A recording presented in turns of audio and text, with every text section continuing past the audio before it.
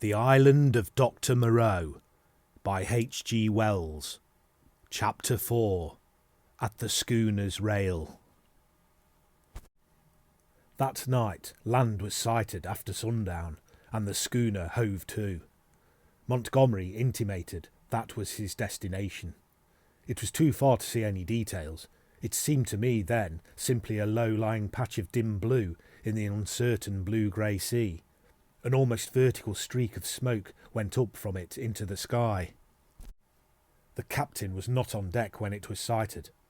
After he had vented his wrath on me, he had staggered below, and I understand he went to sleep on the floor of his own cabin. The mate practically assumed the command. He was the gaunt, taciturn individual we had seen at the wheel.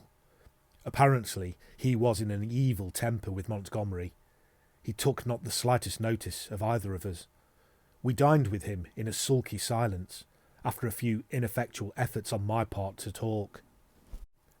It struck me too that the men regarded my companion and his animals in a singularly unfriendly manner. I found Montgomery very reticent about his purpose with these creatures, and about his destination, and though I was sensible of a growing curiosity as to both, I did not press him. We remained talking on the quarter-deck until the sky was thick with stars. Except for an occasional sound in the yellow-lit forecastle and a movement of the animals now and then, the night was very still. The puma lay crouched together, watching us with shining eyes, a black heap in the corner of its cage. Montgomery produced some cigars. He talked to me of London in a tone of half-painful reminiscence, asking all kinds of questions about changes that had taken place. He spoke like a man who had loved his life there, and had been suddenly and irrevocably cut off from it. I gossiped as well as I could of this and that. All the time the strangeness of him was shaping itself in my mind, and as I talked I peered at his odd, pallid face in the dim light of the binnacle lantern behind me. Then I looked out at the darkling sea, where in the dimness his little island was hidden.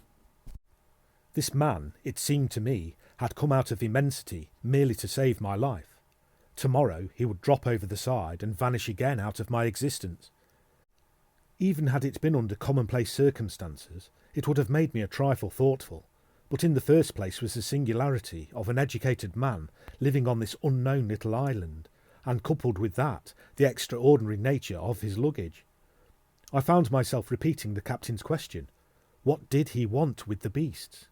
Why, too, had he pretended they were not his, when I had remarked about them at first?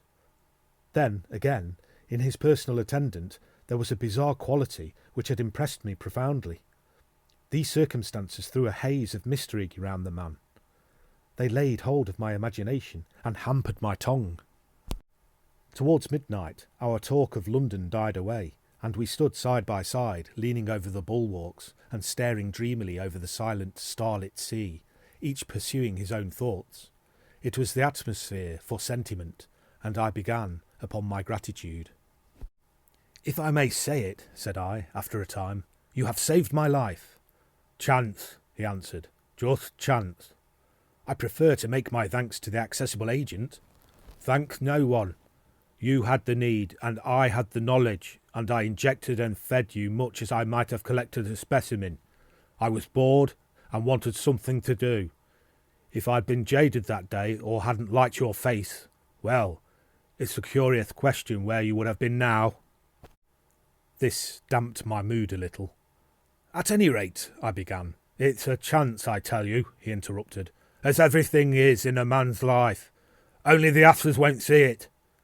Why am I here now, an outcast from civilization, instead of being a happy man enjoying all the pleasures of London? Simply because 11 years ago I lost my head for 10 minutes on a foggy night." He stopped. "Yes?" said I. "That's all." We relapsed into silence. Presently he laughed. "There's something in this starlight that loosens one's tongue. I'm an ass, and yet somehow I would like to tell you. Whatever you tell me, you may rely upon my keeping to myself, if that's it." He was on the point of beginning, and then shook his head doubtfully. "Don't," said I. "It is all the same to me. After all, it is better to keep your secret. There's nothing gained but a little relief if I respect your confidence. If I don't, well..." He grunted undecidedly. I felt I had him at a disadvantage, had caught him in the mood of indiscretion, and to tell the truth, I was not curious to learn what might have driven a young medical student out of London. I have an imagination. I shrugged my shoulders and turned away. Over the taffrail leant a silent black figure, watching the stars. It was Montgomery's strange attendant. It looked over its shoulder quickly with my movement, then looked away again. It may seem a little thing to you, perhaps, but it came like a sudden blow to me. The only light near us was a lantern at the wheel. The creature's face was turned for one brief instant out of the dimness of the stern towards this illumination, and I saw that the eyes that glanced at me shone with a pale green light. I did not know then that a reddish luminosity, at least, is not uncommon in human eyes. The thing came to me as stark inhumanity. That black figure, with its eyes of fire, struck down through all my adult thoughts and feelings, and for a moment the forgotten horrors of childhood came back to my mind. Then the effect passed as it had come.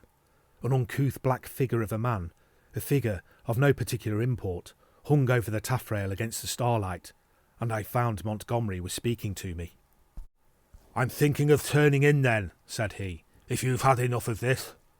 I answered him incongruously. We went below, and he wished me good night at the door of my cabin. That night I had some very unpleasant dreams. The waning moon rose late. Its light struck a ghostly white beam across my cabin, and made an ominous shape on the planking by my bunk. Then the staghounds woke, and began howling and baying, so that I dreamt fitfully, and scarcely slept until the approach of dawn.